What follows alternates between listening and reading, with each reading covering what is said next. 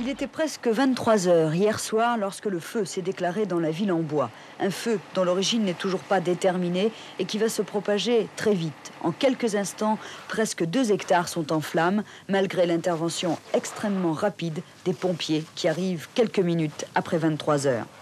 Seul le musée des automates a été épargné, l'aquarium et les établissements Hervé ont été totalement détruits. Le préjudice financier n'est pas encore chiffrable, mais on s'attend à des sommes considérables. Il n'aura fallu que quelques heures pour réduire à néant plusieurs années de travail. Ça, c'est dur à vivre. Ça, c'est perdre son entreprise en une nuit, ça a été horrible. Pascal m'a appelé à 7 h du matin, 31 juillet 1985. On n'a plus rien. Tout a brûlé dans la nuit.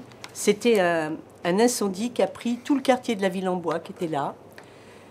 Et il me dit, tu préviens maman, parce qu'il ne restait plus que maman, et tu lui dis, on n'a plus rien.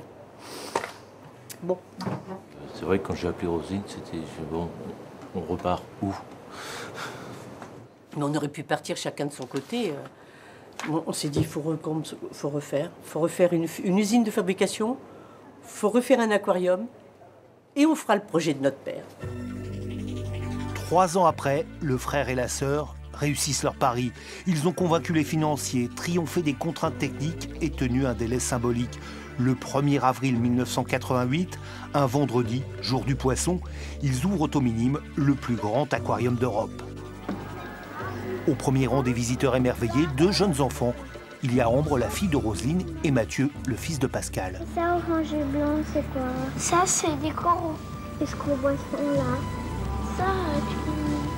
Ça, je me souviens plus aussi. Dans sa conception, l'aquarium des Minimes révolutionne le genre. Il offre aux visiteurs des sensations jusque-là inédites.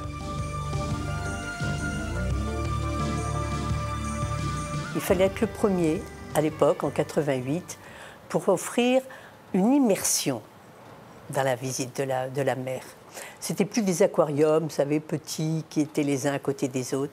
On arrivait à passer sous un tunnel. Et je me souviens que Pascal m'annonce, tu sais, il va y avoir un tunnel, et ça va être la première fois qu'on va faire un aquarium de plus de 80 000 litres, tout en verre. Et je lui dis, mais c'est une innovation. Ça va me permettre de demander un dossier à l'ANVAR.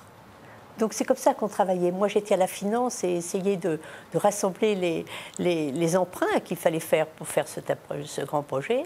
Et Pascal, lui, innovait. Car installée à Chef de Baie, de l'autre côté de la ville, l'usine de fabrication, l'autre activité du groupe Coutan, se développe. On y fabrique plus seulement des bassins pour les restaurateurs ou les particuliers. Cette fois, l'entreprise concourt sur le marché mondial. Sa grande force, proposer des aquariums clés en main. Il y a des gens qui font du décor, il y a des gens qui vendent de l'acrylique, il y en a d'autres qui posent de l'acrylique, il y en a d'autres qui font de la filtration, mais il y en a très peu qui font ce que l'on fait, c'est-à-dire le tout.